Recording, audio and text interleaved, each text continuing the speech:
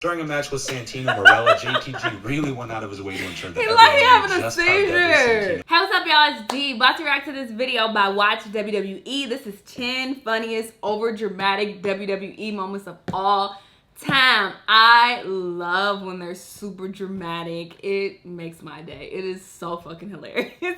When they super oversell a move, it's like, bruh, this acting is terrible. This is honestly one of my favorite things about WWE, to be honest. I be looking for it when I'm watching fights. I be looking for them to be super dramatic because it's hilarious. So let's see what's on this list. Let's watch. Catching the ball. Cobra strike. It's Santino for the victory. Like the video, subscribe to the channel, and turn on those notifications. And once you're done, leave a comment down below and I just might end up responding. Professional wrestling encounters a lot of hiccups on the long road to feeling like it's a legitimate competition between bad booking decisions, in-ring botches, and the likes. You almost forget that at the end of the day, these guys are basically actors. Sure, wrestlers are wrestlers, but in a way, they're also 100% acting in the ring, so you need to possess a lot of skill to handle a lot of these situations. These guys were acting at around 270%. I'm D Wicked, and these are the 10 most overdramatic and oversold WWE moments of all time. Number 10, Shawn Michaels lands on his head. That is a pretty fair starting point for such a list. I saw that before. Match against Sid, Michaels was doing his thing, going saw through this innovative clip. offensive maneuvers. Remember back when a double axe handle was an offensively innovative maneuver off the second rope? Sorry. Anyways, Sid gets his leg up at the last moment, does the big boot from the ground, and just the definition of an oversell takes place as Michaels flops around and manages to land himself directly on top of his head for just a split second, just a moment. It was smooth as shit. Like, it doesn't make sense how he just kind of bounces and then slowly leans backwards and then suddenly becomes a dreidel, but that's what happened, and it was awesome.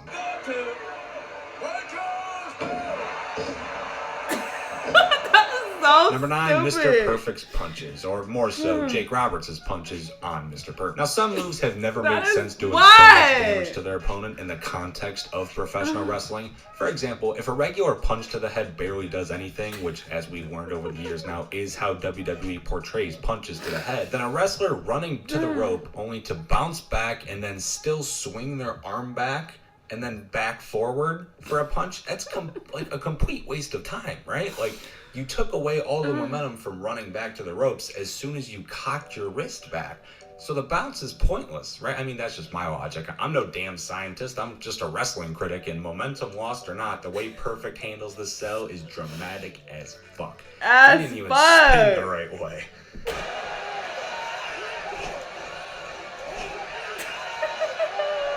Number 8, Ziggler's side effect. Many people have compared Seth Rollins to the second coming of Mr. Shawn Michaels, but years before that comparison was being made, Dolph Ziggler was getting the exact same kind of compliment. After years of no one coming even close, Zigzag was the first man to really bring in that workhorse, overselling, dramatic wrestling style that made Shawn Michaels the showstopper, which, ironically enough, puts Dolph Ziggler being the show-off in an even brighter light. If there's ever been proof that there's similar, it'd be that time Ziggler recreated the iconic Shawn Michaels landing on my head spot from our number 10 entry and somehow made it even smoother in a match against Matt Hardy of all. It's that heart of a champion. Oh, and a side effect by Matt Hardy. Dolph Ziggler frozen in. Number 7, Ziggler's monkey flip. Okay, Dolph Ziggler is really good in the ring, you guys. In fact, why bother stopping at just landing on your head? Why not go twice the distance by flying over your head and landing on top of your stomach? Because when Dolph Ziggler is selling a Kofi Kingston monkey flip, he makes sure he gets a full fucking flip in there before landing, and goddamn is it impressive to watch. Dolph Ziggler, thank you for guiding us through the dark eras of the WWE. I mean, not conserving a whole lot of energy right here. Could be totally wasted. Plenty of wrestlers have that was actually interesting to watch. Ric Flair could have made this list just from flopping around, and another wrestler later on this list has their own specific spot that they oversell, but none look as pure as Randy Orton selling a sweet chin music. Is it over dramatic? Absolutely, but goddamn, if over dramatic has ever been a good thing, it's right now. Like a great movie that's admittedly a bit overrated, say Star Wars. Come the fuck at me comment section. I'd say Randy selling a sweet chin music is like a trailer to a cinematography masterpiece is more than accepted. And he somehow does it just about every goddamn time. That slow drop though. Number 5, Savage It don't look goes bad for the though. pin. The others Randy look Savage bad. lost the 1993 Royal Rumble in just about the stupidest of ways possible. After putting in a great showing and getting a sizable comeback over the much bigger and more threatening Yokozuna, Randy made his way to the top rope and went for the big macho elbow. He landed it, and normally that'd be enough to end anyone off in a one-on-one matchup, so it's kind of understandable to have this stored in your subconscious mind. Clearly, Savage let his instincts get the better of him and went for the cover. Okay, you He are. went for the cover. Get the in fuck a out my Royal face. Rumble match. It is ridiculous. What? And That while is I do so love it, stupid. emphasis on it's ridiculous. He barely moved his fucking arm.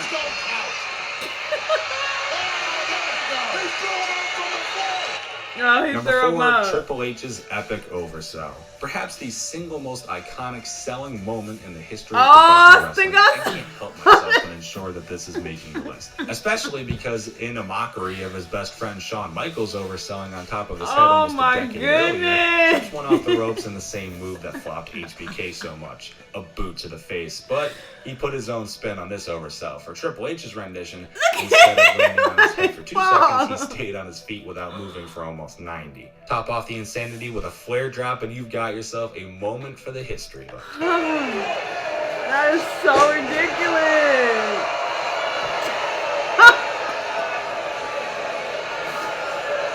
This is so stupid.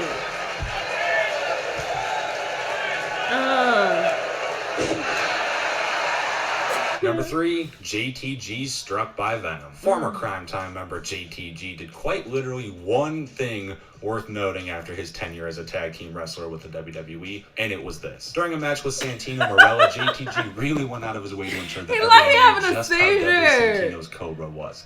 In perhaps the greatest end to any comedy match WWE has given us thus far, JTG kept hiding from the Cobra, flinched every time he popped up before finally being quote-unquote bit by Santino's hand, and basically having a miniature seizure from the contact. Right. Look how he shrivels up and just drops to the ground. What the fuck, JTG? Why is this your only good memory? And to battle back. Catching the boot. Cobra strike! Out of Venom! On target. Santino. Number 2, the Stunned Rock. Dwayne I Johnson think I is saw a this former one. football player, semi-retired pro wrestler, and actor with many skills, many talents, and even more accolades. But first and foremost, he is a stone cold seller. Rocky doesn't just sell stone cold stunners, he gets shot in the goddamn face by them. If you thought Randy selling Sweet Chin Music was obnoxious, you're gonna lose your shit watching The Rock literally flop backwards every time Austin lands a finisher on the grate. Has been intertime.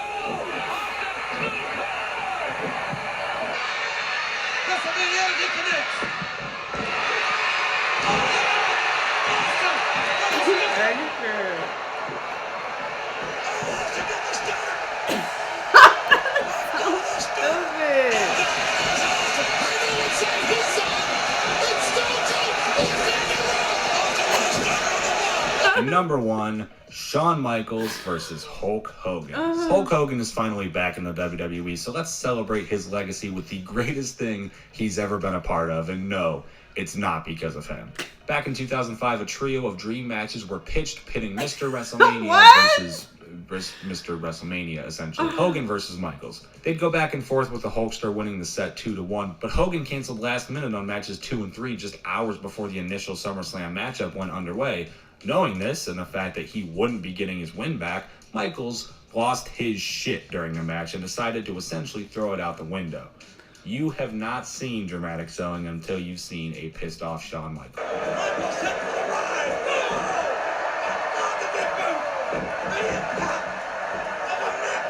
And those are the 10 most overdramatic and oversold. You know what it is? I think I saw like a compilation of The Rock overselling moves a while ago. So that's where I remember some of these moves from. Because a lot of the ones where Rock seemed very familiar. Like I definitely saw a lot of those before.